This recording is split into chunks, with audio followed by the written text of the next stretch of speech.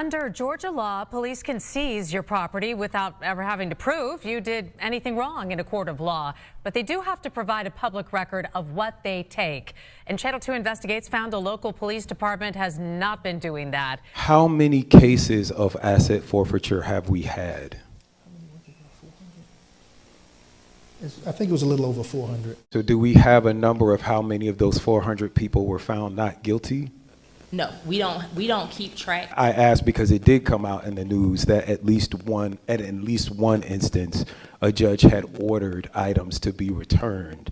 So I'm just wondering how often that has happened in these 400 cases. So I would have to go back and look at every single case file that we have. In some cases, the dispositions do say that a portion of the money has to be returned. Channel 2 consumer investigator Justin Gray is here. And Justin, that is a violation of Georgia law. Well, Linda, there are a lot of complaints about civil forfeiture and whether or not it is fair. But what we're talking about here is whether the city of South Fulton is following the law that is on the books. I worked hard for that money to purchase that van, and I still do not have my van to this day. 3 years ago, South Fulton Police seized Tatiana Strong's cargo van. There was no court case, there was no charges, there was nothing, but it's gone. Strong says she used the van for her medical supply delivery business. Police claimed in this forfeiture complaint the van was actually being used by an acquaintance of hers to transport drugs. But while there's never been a criminal conviction or even a criminal charge related to the van, police never returned it. And that's how civil forfeiture can work legally. There is no requirement that criminal charges be brought, and there is no requirement that someone be convicted of a crime. We will never feel comfortable driving this car. This Dodge Charger was seized from Carla Hill along with 2 other vehicles. South Fulton police have charged Hill with operating a chop shop. Were you operating a chop shop? No, we were not operating a chop shop.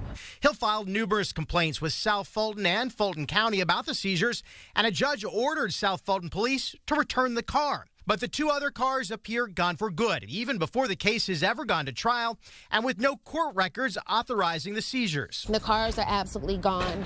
The cars have been sold. Critics say there's an incentive for police to do this. In Georgia and many other states, law enforcement gets to keep up to 100% of the proceeds of what they seize and forfeit. Georgia law enforcement agencies seized more than $51 million in cash and property between 2015 and 2018, according to the Institute for Justice.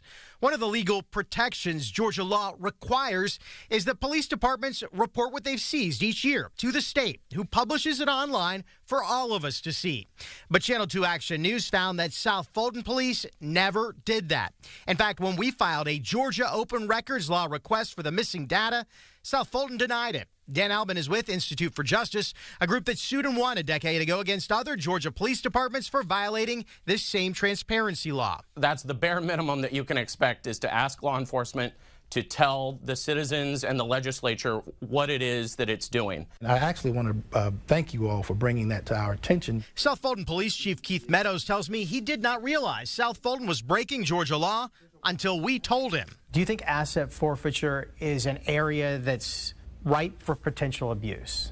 I do, and that's why I think the transparency piece that you mentioned is so important. Do you think it's something where you all have made mistakes? It is. That is an area where we have made some mistakes. An outside investigation last fall substantiated a long list of complaints of alleged wrongdoing by the person who headed up the asset forfeiture program, former Lieutenant Shanna McKessie. She resigned in lieu of termination.